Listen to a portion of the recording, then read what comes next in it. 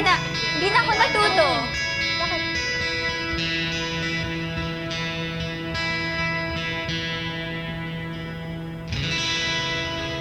Ano ba ako sa'yo? Ano ba lang God, Ma? I'm so happy. Ito na yan. Chef!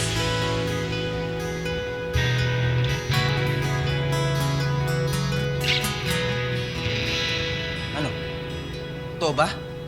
Kayo na ni Sean? Nalingat lang ako, pinagpalit mo na ako. Totoo pala sinabi ni Mami Chinchin. Hindi mo, nanay. Si Miss Chin-Chin. Ha?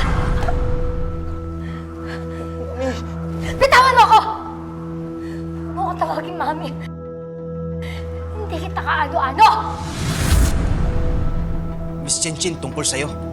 Na ano? Na malandi ako. Alam mo, Anton, wala akong kailangan ipaliwanag sa'yo, okay? Kung ano man yung pagkakaintindihan namin ni Sean, sa aming dalawa na lang yun. So ano? Pinaasa mo na lang ako, ganun lang?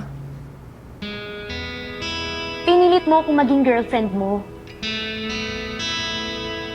Anton, di naman naging kayo ni Zep.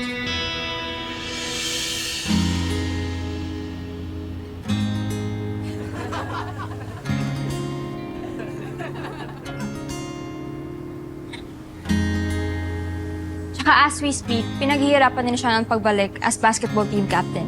At alam na ng lahat na peking anak ka ni Miss Chinchin, kaya tigil-tigilan mo yung pagkukunwari mo.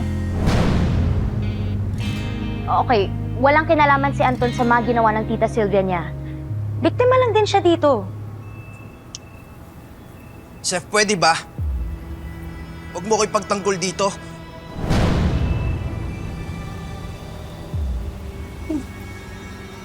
Tara na!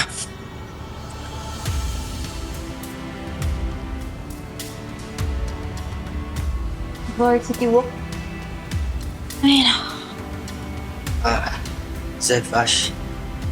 Pasensya na.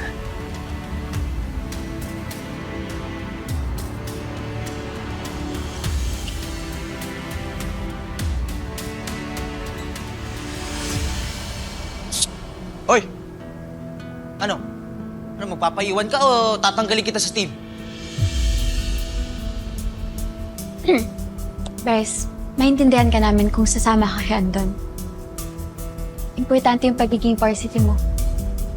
Sige na.